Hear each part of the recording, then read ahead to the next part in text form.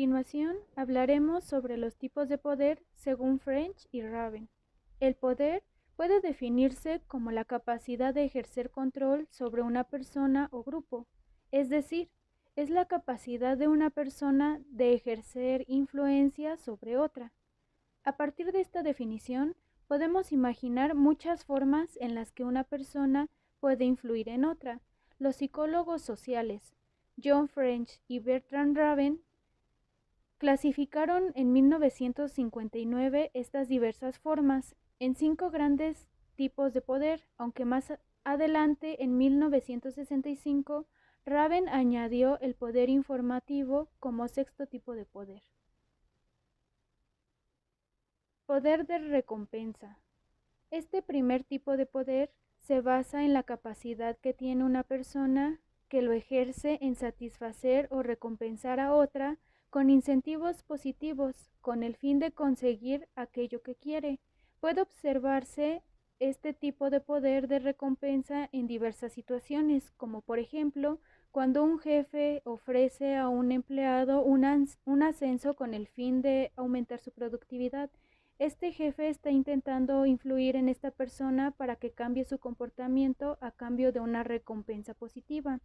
El problema de esta forma de poder es que si la recompensa no tiene el suficiente valor percibido por los demás, el poder se debilita. Además, uno de los problemas del uso de recompensa es que a menudo tiene que ser mayor que la vez anterior para poder tener este mismo efecto. Incluso entonces, cuando las recompensas se dan continuamente, los empleados pueden desencantarse de ellas y perder así su eficiencia, haciendo ver este poder como algo obligatorio. Por ello es importante saber manejar muy bien este tipo de poder. Poder coercitivo. Este tipo de poder se ejerce cuando se intenta cambiar el comportamiento de otra persona mediante la intimidación, el castigo, la sanción o cualquier tipo de consecuencia negativa. Por ejemplo, el poder coercitivo se observa cuando el jefe castiga con una bajada de sueldo a un empleado por llegar continuamente tarde al trabajo. Mediante este poder coercitivo, el jefe busca cambiar el comportamiento de las personas bajo la amenaza de consecuencias negativas. Esta forma de poder conduce a problemas todo el tiempo. En muchos casos se busca, se abusa del poder coercitivo y puede conducir a comportamientos insanos o a insatisfacciones laborales.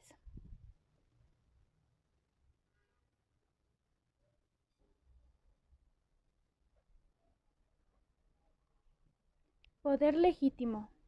El poder legítimo es aquel que se basa en el reconocimiento de las personas hacia quien ostenta el poder. De esta manera, aceptan su influencia y obedecen sus órdenes. Ejemplos de este tipo de poder son las órdenes que da el jefe de una organización a sus empleados. En este caso, se está tratando de influir en la conducta de los demás basándose en la autoridad que confiere un conjunto de normas socialmente aceptadas. Este tipo de poder se supera fácilmente cuando alguien pierde su posición o título, es decir, la utilización de este tipo de poder es una forma débil de persuadir y de convencer a los demás. Poder de experto. El poder de experto lo ejerce un individuo en función de sus conocimientos, experiencias o habilidades que son percibidos por el resto de las personas. Este poder se reconoce cuando los demás perciben que el individuo tiene un alto grado de conocimiento y habilidades altamente especializadas en un área en particular. Ejemplo de ello sería las recomendaciones de un doctor para una rápida recuperación tras una operación, o los consejos de un antiguo ajedrecista a un jugador novato. Son ejemplos de este tipo de poder. Ambos pretenden cambiar el comportamiento de los demás en base a la percepción que estos últimos tienen de su experiencia y conocimientos en el área que les interesa.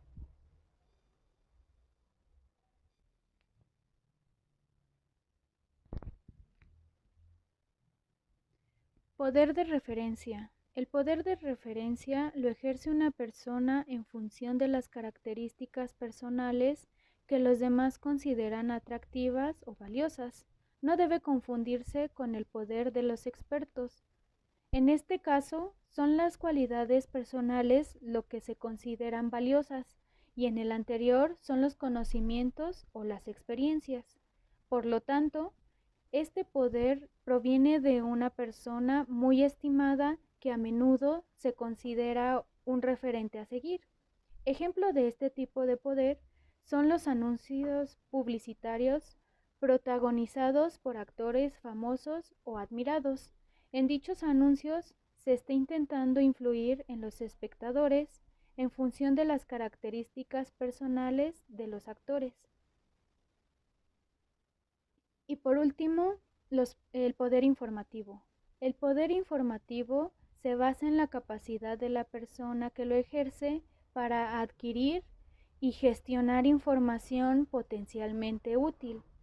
La persona que posee y gestiona esta información puede ofrecer y difundirla de forma que los destinatarios de esta dependa de ella e influya en sus decisiones. Un ejemplo es cuando los medios de comunicación proporcionan fake news. De este modo, pretenden influir en el comportamiento y en la toma de decisiones de los espectadores. A continuación hablaremos de lo que es la autoridad y sus tipos. ¿Qué entendemos por autoridad? A la autoridad nos referimos a que es un derecho formal y legítimo que tiene un administrador. ¿Esto para qué? Para tomar decisiones, emitir órdenes y asignar recursos para lograr los resultados que se desean obtener dentro de una organización. Y que si bien es un derecho para mandar y hacerse obedecer, no se puede ver separado de la responsabilidad. Fayol nos dice que la autoridad se le delega y la responsabilidad se comparte. Esto nos hace referencia a que la persona que tiene la autoridad está asumiendo o compartiendo la responsabilidad de las decisiones que está tomando él mismo o la de sus subordinados. Algunas de las características que tiene la autoridad es que es fundamental en cualquier organización para poder cumplir los objetivos estipulados. De igual manera, nos permite incrementar la eficiencia de una empresa debido a que ayuda a seguir un orden. Una autoridad en la administración debe ser adaptada a cada trabajador para que permita incrementar la motivación y la productividad de sí mismo. Pero de igual manera debemos tener en cuenta que si se hace uso de ella de forma abusiva, puede tener resultados negativos en la empresa. A continuación vamos a hablar de los tipos de autoridad. Existen 4 principales grupos de autoridad en la administración. En primer lugar, tenemos la autoridad personal. Esta hace referencia a que el empleado que tiene esta facultad debe disfrutar del respeto, admiración, además cualidades que permitan que el individuo sobre el que se ejerce la orden las cumpla. En segundo lugar, tenemos la autoridad operativa. Este tipo de autoridad no se realiza entre 2 personas, sino que es aquella en que un empleado ejerce sobre sí mismo, siendo consciente de que debe cumplir con una determinada función. Como pueden ver, la autoridad operativa y la personal van de la mano. Asimismo tenemos la autoridad técnica, también llamada autoridad de staff, la cual es utilizada cuando un empleado tiene más conocimiento que el resto dentro de una determinada área.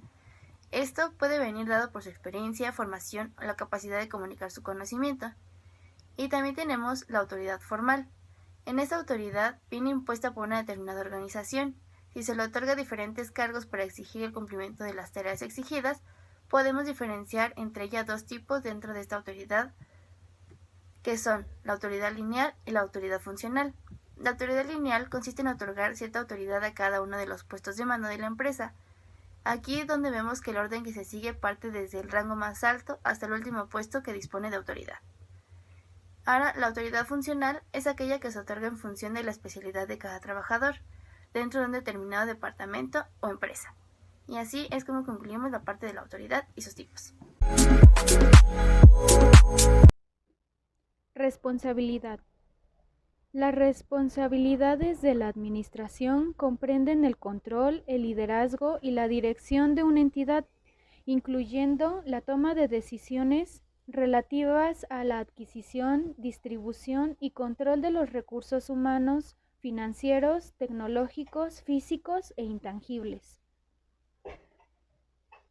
Las empresas están conformadas por un cuerpo administrativo que vela por la eficiencia y el desempeño de todas las actividades dentro de la organización y tienen una responsabilidad de velar por los intereses de la empresa, procurando por las consecuencias que esas situaciones empresariales pueden tener sobre la sociedad en general o ciertos grupos en particular, y tienen la obligación de actuar responsablemente. La responsabilidad administrativa es propia de aquellos que ejercen cargos directivos, quienes toman las decisiones que pudieran causar perjuicios. Y bueno, a continuación se abarcará lo que vendría siendo el tema de la delegación. La delegación de autoridad puede llegar a ser un proceso donde se transfiere la responsabilidad de una tarea hacia otro empleado. Puede ser como un gerente que normalmente se puede transferir la responsabilidad a cualquiera de los miembros directos del equipo. Ese empleado también puede llegar a decidir delegar algunas de esas responsabilidades entre los miembros de su equipo si es necesario. Y bien, el propósito de delegar autoridad es también el garantizar un lugar de trabajo productivo y que funcione bien. Cuando se realiza con prudencia, este proceso puede beneficiarnos a nosotros mismos, a nuestros empleados y a la empresa en su conjunto a través de diferentes tipos. Como principal podemos encontrar lo que vendría siendo la productividad incrementada. En esta se permite a los empleados completar el trabajo más rápido, ya que las tareas se distribuyen entre un grupo de personas en el cual una sola persona complete todos los pasos necesarios. Y también tenemos lo que vendría siendo la continuidad. En este se puede explicar como si estuviéramos ocupado con otras tareas o estamos ausentes del trabajo. Otros empleados pueden completar algunas o todas las tareas para garantizar la productividad y también la eficiencia continua. Y bueno, también tenemos lo que vendría siendo el desarrollo de empleado. Cuando delegamos tareas en los miembros del equipo, los empleados llegan a tener la oportunidad de mejorar sus habilidades y demostrar sus capacidades en un área ya enfocada en especial, como el liderazgo, y también podría llegar a ser las habilidades interpersonales. También tenemos lo que vendría siendo un apartado más que es la motivación del empleado. En esta parte los empleados pueden llegar a sentirse más motivados a rendir al máximo cuando se les confían nuevas responsabilidades. También es las oportunidades de crecimiento profesional. La delegación de autoridad a los empleados de nivel inferior se les proporciona la experiencia y el desarrollo de habilidades necesarias para posibles promociones dentro de la organización. Y bueno, la obligación también es la responsabilidad que se debe de realizar en los deberes que fueron asignados y así obtener los resultados que se acordan en sí. También influye en el compromiso de rendir cuentas sobre las consecuencias de las acciones realizadas y de las decisiones tomadas. La cadena de comando establece las líneas de autoridad y de responsabilidad que recorren la organización. Generalmente pueden establecer quién es el responsable, quién aprueba, quién debe ser informado, quién debe ser consultado. Y dentro de un proyecto o equipo de trabajo es muy importante también definir estas líneas de autoridad y de obligación. Bueno, ¿qué es la centralización y la descentralización? ¿O cuáles son sus diferencias? Para entender esto, primero tenemos que saber qué es la centralización. La centralización trata de que en una empresa todos tienen un mismo jefe o todas las circunstancias que haya problemas, todo va a ser dirigido hacia una misma persona que los va a solucionar. Es decir, que una sola persona es la que organiza toda la empresa. Una sola cabeza es la que realiza el trabajo de organización. La descentralización, al contrario de esta, es que una persona delega ciertas responsabilidades a sus contribuyentes, a sus trabajadores. Entonces no es solamente un solo jefe y se va desglosando de cierta forma que es más fácil la organización de la empresa. De hecho, la descentralización la podemos encontrar, por ejemplo, en las grandes empresas, ¿no? Como Coca-Cola. Es una empresa descentralizada porque cada planta productora debe tener su propio jefe y por característica toma decisiones de la empresa. No tiene que esperar a hablarle al jefe al jefe general de Coca-Cola, ¿no? Porque pues sería un grave problema esperar a que él dijera que se tiene que hacer y entonces el gerente de de esta fábrica pues es el que toma las decisiones. Y un ejemplo de la centralización es que se da en empresas normalmente pequeñas donde son pocos los trabajadores que tiene a su cargo, porque sería muy complicado que una persona diera indicaciones o estuviera a cargo de 50 trabajadores, de más de 50 trabajadores sería muy complicado. Entonces la centralización es, como lo dice su nombre, centralizar todas las responsabilidades, centralizar toda la toma de decisiones en una sola persona. Y la descentralización es hacer como un equipo de trabajo y descentralizar o delegar las responsabilidades y estas tomas de decisiones a un cierto grupo de personas.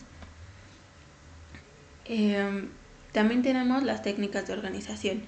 Estas son consideradas herramientas que, de ser aplicadas eficientemente, estas brindan a la organización una estructura relacional.